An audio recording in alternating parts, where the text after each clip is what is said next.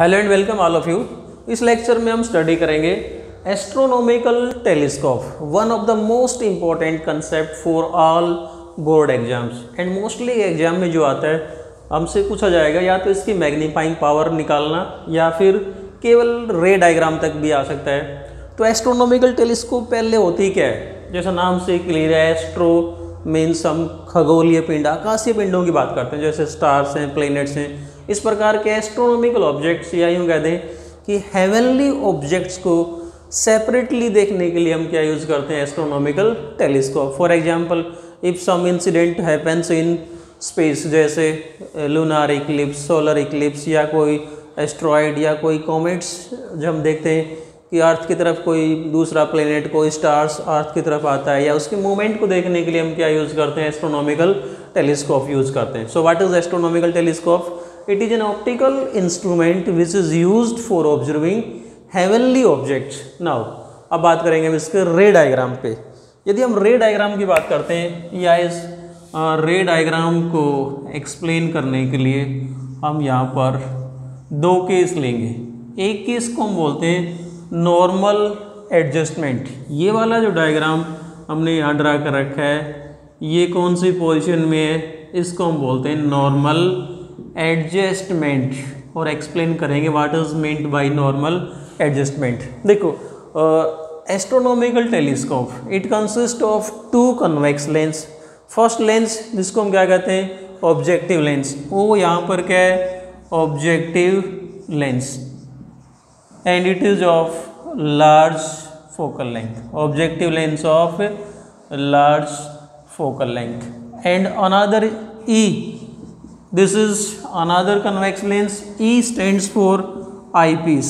This lens is named as eyepiece and it is of small focal length. Now what is meant by normal adjustment? Normal adjust का मतलब यहाँ पर इस बात से मतलब है कि this telescope is used for observing heavenly objects, मतलब ऑब्जेक्ट्स लाइक स्टार्स, प्लेनेट। इसका मतलब ऑब्जेक्ट हमारे पास में कहाँ प्रेजेंट है, we can say that object is present at infinity. यहाँ से हमारे पास में रेज कैसे आएंगी, parallel rays. We can say that object at infinity, right. First condition, object at infinity. जब ऑब्जेक्ट इन्फिनिटी पे हो तो हमें ये पता है कि कन्वेक्स लेंस इमेज कहाँ बनाएगा, फोकस पे। सो ऑब्जेक्ट एट इन्फिनिटी, तो इस लेंस के द्वारा जो इमेज बनेगी वो कौन सी बनी, ए डैश बी डैश, और वो कहाँ बनेगी, कन्वेक्स लेंस के फोकस पे बनेगी। इस पॉइंट को नाम दे दिया मैंने F O. O stands for objective lens focus, O means focus of objective lens. अब हम इस आई पीस को इस प्रकार से एडजस्ट करते हैं कि ये जो इमेज है इसके लिए किसका काम करेगी, ऑब्जेक्ट का काम करेगी, लेकिन with the help of fine adjustment और रैक एंड पिनियन अरेंजमेंट, जैसा हमने पिछले टॉपिक में किया था कि यहाँ पर इन लेंस को सेट करने के लिए, एडजस्ट करने के लिए टेलीस्कोप में क्या होता है, एक अरेंजमेंट होता है जिसका नाम क्या है, rack and pinion arrangement. So with the help of rack and pinion arrangement और एडजस्टमेंट, इस आई पीस को हम इस प्रकार से एडजस्ट करते हैं कि ये इमेज इसके भी फोकस पे आ जाए। इसका मतलब इस पॉइंट पे इन दोनों का फोकस है, ऑब्जेक्टिव लेंस का फोकस भी यहीं प्रेजेंट है और आई पीस का भी फोकस यहीं प्रेजेंट है। अब हम ये कह सकते हैं कि आई पीस के लिए ये ए डैश बी डैश किसका काम कर रहा है, फोकस का, और ये ऑब्जेक्ट कहाँ प्रेजेंट है, we can say that A dash B dash acts as object for eyepiece and it is present at focus of the eyepiece. So हम ये पता है कि यदि ऑब्जेक्ट फोकस पे प्रेजेंट होता है तो इमेज कहाँ बनती है, आपको याद होगा, image is formed at infinity. इसका मतलब ये आई पीस इस ए डैश बी डैश की इमेज को कहाँ बनाएगा, इन्फिनिटी पे। सो यदि यहाँ से हम रेज को आगे एक्सटेंड करेंगे तो ये रेज लेंस से रिफ्रैक्ट होने के बाद में they will pass in this way, और एक रे हम यहाँ से और ले लेते हैं जो इस लेंस के ऑप्टिकल सेंटर में से पास होती है। तो ये रे आगे कहीं भी नहीं मिलने वाली। यदि हम इनको एक्सटेंड करके बैकवर्ड डायरेक्शन में लेके आएंगे तो ये हमें कहाँ से आते हुए दिखाई देंगी, इन्फिनिटी से। वी कैन से दैट ये जो रेज हैं ये हमें इस प्रकार से आते हुए दिखाई देंगे। इसको एक्सटेंड करके हम बैकवर्ड डायरेक्शन में ले आए, इस वाली रे को भी यहाँ से ये जो रे थी इसको भी यदि हम एक्सटेंड करके बैकवर्ड डायरेक्शन में लेके आएंगे तो ये रेज हमें कहाँ से आते हुए दिखाई देंगे, तीनों रेज इन्फिनिटी पे। So we can say that final image कहाँ बनेगी, एट इन्फिनिटी। पैरेलल रेज आती हैं। इस ऑब्जेक्टिव लेंस ने इमेज को कहाँ बनाया, इसके फोकस पे। हमने इस लेंस को, आईपीस को इस प्रकार से एडजस्ट किया कि ये ऑब्जेक्ट इसके फोकस पे आ जाए, राइट। तो यहाँ पर इन दोनों का फोकस है, ऑब्जेक्टिव का भी और आईपीस का भी। सो आईपीस फाइनल इमेज कहाँ बनाएगा, इन्फिनिटी पे। Then this condition is known as normal adjustment. So what is mean by normal adjustment of a astronomical telescope? Means object is at infinity, final image is formed at infinity. This condition is known as normal adjustment. So this is the ray diagram for astronomical telescope in case of normal adjustment. हम एक बार फिर से देखते हैं इसको। Object at infinity, first lens जिसको हमने क्या नाम दे रखा है, ऑब्जेक्टिव लेंस। इमेज कहाँ बनाएगा, इसके फोकस पे, और इमेज का हमने नाम क्या रख दिया, A dash B dash is image formed by objective lens. Now second eyepiece को इस प्रकार से एडजस्ट किया कि ये ए डैश बी डैश इसके फोकस भी आ जाए, तो ये आईपीस फाइनल इमेज को कहाँ बनाएगा, इन्फिनिटी के ऊपर। And from eyepiece we observe the object, और we can suppose that our eye is close to eyepiece. अब हम डिफाइन करेंगे इसके लिए magnifying power. What is meant by magnifying power of a astronomical telescope. और magnifying power को हम पिछले दो आर्टिकल में सिंपल माइक्रोस्कोप और कंपाउंड माइक्रोस्कोप के केस में डिफाइन कर चुके हैं। क्या होती है magnifying power? It is defined as the ratio of angle made by image to angle made by object at eye. इस कंडीशन में जब हम एस्ट्रोनॉमिकल टेलीस्कोप की बात करते हैं तो यहाँ पर हमारे लिए ऑब्जेक्ट को शिफ्ट करना पॉसिबल नहीं है, राइट। क्योंकि पहले वाले केस में object is close to our hand, तो हमने ऑब्जेक्ट को आगे पीछे मूव करवा दिया। यहाँ पर ऑब्जेक्ट कहाँ प्रेजेंट होता है, इन्फिनिटी पे। सो ऑब्जेक्ट को मूव करवाना पॉसिबल नहीं है। तो नॉर्मल एडजस्टमेंट का मतलब होता है जब ऑब्जेक्ट भी इन्फिनिटी के ऊपर हो और इमेज भी इन्फिनिटी पे हो। उस केस में आई पे इमेज ने और ऑब्जेक्ट ने जो एंगल बनाया उसका नाम क्या है, उस रेशियो का नाम magnifying power is ratio of angle made by image to angle made by object when both are present at infinity. So final image कहाँ प्रेजेंट, इन्फिनिटी पे। इमेज ने ये वाला एंगल बनाया, this angle A dash B dash C2, और ये कहते हैं कि A dash C2 B dash, this angle is formed by the image, और इसको हमने नाम दे दिया beta. A dash C2 B dash, this is the angle made by image, और इमेज कहाँ प्रेजेंट है, इन्फिनिटी पे। एंगल कहाँ बनाया, angle is made at eyepiece. In the same way alpha क्या होना चाहिए, angle made by object at eye. देखो हमारा ऑब्जेक्ट कहाँ है, इन्फिनिटी के ऊपर है, तो ऑब्जेक्ट जो एंगल बनाएगा, we can say that suppose this angle is alpha. अब हम ये मान के चलते हैं कि ऑब्जेक्ट इन्फिनिटी के ऊपर है और ये जो दोनों लेंस हैं ऑब्जेक्टिव और eyepiece, these are very close to each other. तो उस केस में ऑब्जेक्टिव लेंस पे जो एंगल बनेगा वो ही कहाँ बनेगा, आईपीस पे बनेगा। सो ये वाला एंगल अल्फा, इसको हम क्या मान लेते हैं, angle made by object, and this is angle made by image. और दोनों कहाँ पर प्रेजेंट है, ऑब्जेक्ट भी इन्फिनिटी के ऊपर है और इमेज भी इन्फिनिटी के ऊपर है। तब मैग्नीफाइंग पावर का मतलब हुआ इन दोनों एंगल का ratio, m is equal to beta upon alpha. और we can say that if beta is small, तो बीटा को हमने रिप्लेस कर दिया टेंजेंट बीटा से, और अल्फा को रिप्लेस कर दिया टेंजेंट अल्फा से। So magnifying power m is equal to tangent beta upon tangent alpha. or if we put the value of tangent beta, then we can say that tangent is perpendicular upon base, that is a dash b dash upon c to b dash. Upon में tangent alpha, what will be the value of tangent alpha? Tangent alpha is again a dash b dash upon c1 b dash, और जिसको हम क्या put कर सकते हैं, m is equal to a dash b dash, ये cancel हो जाएगा, क्या बचेगा हमारे पास में c1 b dash upon c2 b dash. What is c1 b dash?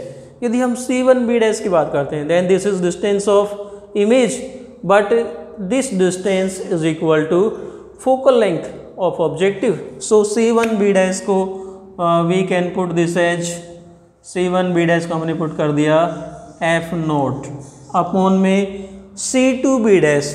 c2 b dash is, what is this c2 b dash? It is distance of object for eyepiece, right. So हम sign convention use करेंगे, it will be negative, right. We can write it as minus UE, but in this case ये जो distance of object है आई piece के लिए किसके बराबर है? इसकी फोकल लेंथ के बराबर है. So we can write it as f naught upon minus FE. So magnifying power in case of normal adjustment, normal adjustment के लिए हम ये कह सकते हैं कि एस्ट्रोनॉमिकल टेलीस्कोप की जो मैग्नीफाइंग पावर होती है, that is equal to f naught upon minus FE. This is the formula for magnifying power of astronomical telescope. So यहाँ से एक रीजन क्लियर होता है कि if we take focal length of eyepiece small, then magnification of the astronomical telescope can be increased. इसलिए हमने starting में define किया था कि जब एस्ट्रोनॉमिकल टेलीस्कोप की हम कंस्ट्रक्शन की बात करते हैं तो ऑब्जेक्टिव लेंस को क्या लेते हैं? लार्ज फोकल लेंथ का, और आई पीस को स्मॉल फोकल लेंथ का. किस लिए? ताकि मैं एस्ट्रोनॉमिकल टेलीस्कोप की मैग्निफिकेशन को हम इंक्रीज कर सकें. So in order to increase the magnification, focal length of eyepiece is taken as small, focal length of object is taken as large. और फाइनली यहाँ पर जो माइनस साइन आ रहा है, this negative sign indicates that final image is inverted with respect to object. लेकिन यहाँ पर हमारे पास में ऑब्जेक्ट कहाँ प्रेजेंट है? इन्फिनिटी पे, और object is in the form of spherical objects like stars, planet. तो ऑब्जेक्ट की इमेज सीधी बने, इन्वर्टेड बने, that is not affected. Now second case, astronomical telescope के केस में तो सेकेंड केस क्या होता है कि फाइनल इमेज कहाँ बने? Least distance of distinct vision. यदि हमें फाइनल इमेज को इन्फिनिटी की जगह कहाँ बनाना हो? Least distance of distinct vision पे. तो क्या करते हैं, ये जो हमारा आई पीस है इसको फिर से एडजस्ट करते हैं. यदि इसको हम यहाँ से आगे खिसका के ले आएँ तो इसका जो फोकस है वो कहाँ जाएगा? यहाँ से आगे खिसक के यहाँ जाएगा. Then we can say that इस आई पीस के लिए जो ऑब्जेक्ट है, object A dash B dash कहाँ पर होना चाहिए? इस आई पीस के ऑप्टिकल सेंटर और फोकस के बीच में. इसका मतलब इसको हमने इस प्रकार से एडजस्ट किया कि इस आई पीस का फोकस यहाँ की जगह यहाँ पर आ जाए. मतलब object A dash B dash इस आई पीस के फोकस और ऑप्टिकल सेंटर के बीच में होना चाहिए. तो फाइनल इमेज को हम कहाँ बना सकते हैं? Least distance of distinct vision. इसके लिए हम दूसरा रे डायग्राम बनाएंगे और फिर से इसकी मैग्नीफाइंग पावर को डिफाइन करेंगे. So now let us understand the रे डायग्राम इन दिस केस. अब हमारे पास में जो इस केस में जो रे डायग्राम है, अब ये केस कौन सा है? इसको हम बोलते हैं when final image is at infinity. This is second case, when final image is at infinity. Final image infinity पे बने तब ये वाला केस है. रे डायग्राम समझते हैं. Objective lens, object at infinity, object ने इमेज बनाई इसके फोकस पे, और इमेज कौन सी है? ए डैश बी डैश. इस पॉइंट को हमने नाम दे दिया FO. This point is focus of objective lens.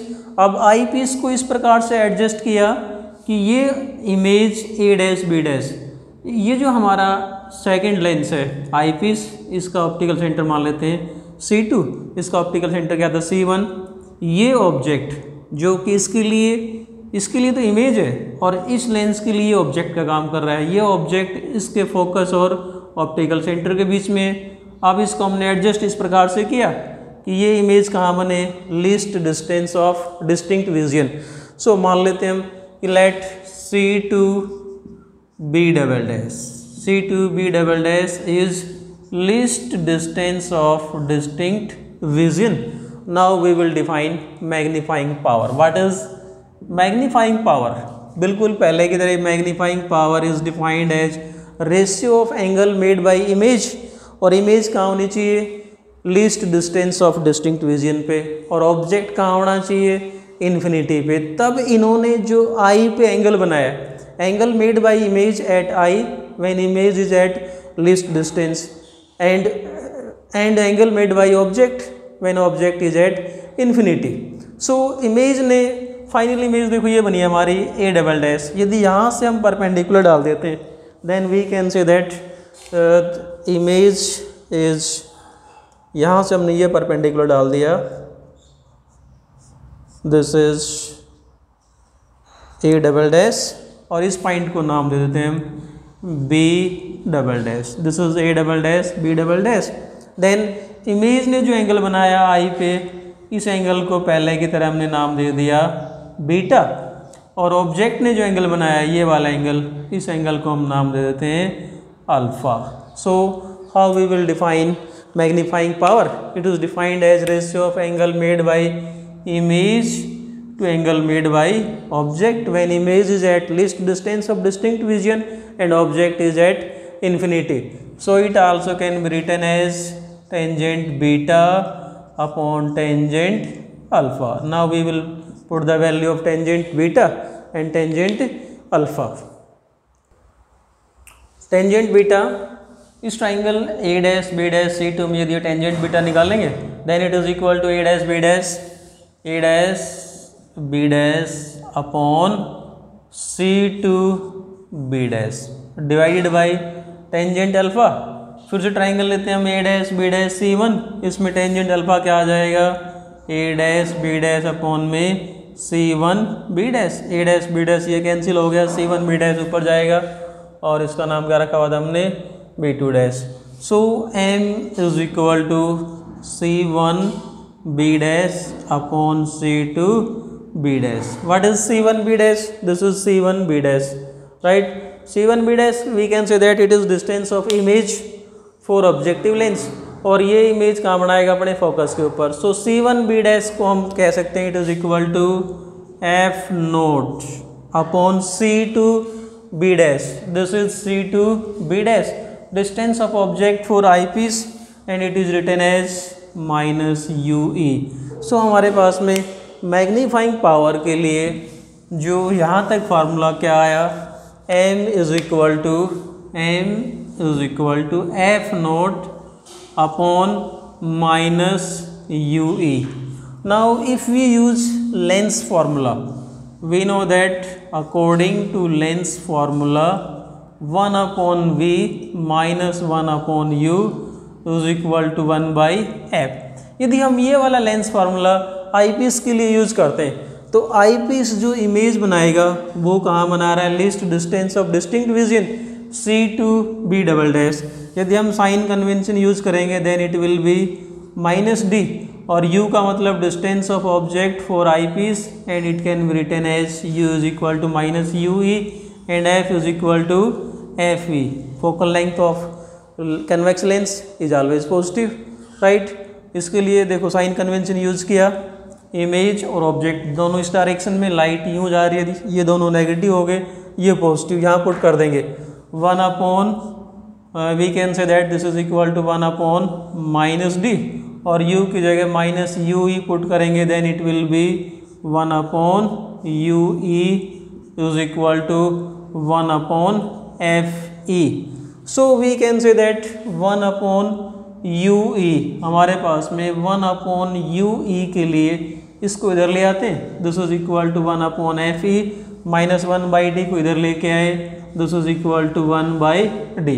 So 1/u(e) का ये वाला रिजल्ट इस फार्मूले में पुट कर देते हैं। तो ये फार्मूला हमारा क्या बन जाएगा, we can write this as, यहाँ पुट करेंगे इसमें m is equal to F naught upon, इसको हम U, this can be written as F naught into 1/- का ue, F naught upon ue था, इसको मैंने पुट कर दिया एफ नोट इंटू 1/ue, और we can say that it is equal to F naught into 1/ue की value put कर रहा हूँ मैं as it is 1/fe plus 1/d, right. और माइनस हमारे पास में यहाँ था बाहर। इस पूरे में से 1/fe कॉमन ले लेते हैं, then it is equal to minus F naught, 1/fe common लिया हमने, बाहर fe आ गया, यहाँ क्या रह जाएगा 1 प्लस 1/d। 1/d में से आपको 1/fe कॉमन लेना है, तो कैसे कॉमन लेंगे, इसको fe से मल्टीप्लाई करेंगे, fe से डिवाइड करेंगे, तो 1/fe कॉमन आ जाएगा, क्या रह जाएगा fe/d। सो यहाँ क्या बचेगा fe/d। सो हमारे पास में अब इस केस में मैग्निफिकेशन का फार्मूला आ गया, this is magnifying power of a compound microscope, m is equal to minus F naught upon fe into 1 plus fe/d। Again minus क्या बता रहा है कि यहाँ पर फिर से जो फाइनल इमेज बनेगी that is inverted with respect to object, और to increase the magnifying power f naught must be large, जैसा आपको डायग्राम में दिखाई दे रहा है, it is large, fe eyepiece is small. So ये था हमारे पास में concept astronomical telescope. Thanks and keep on watching.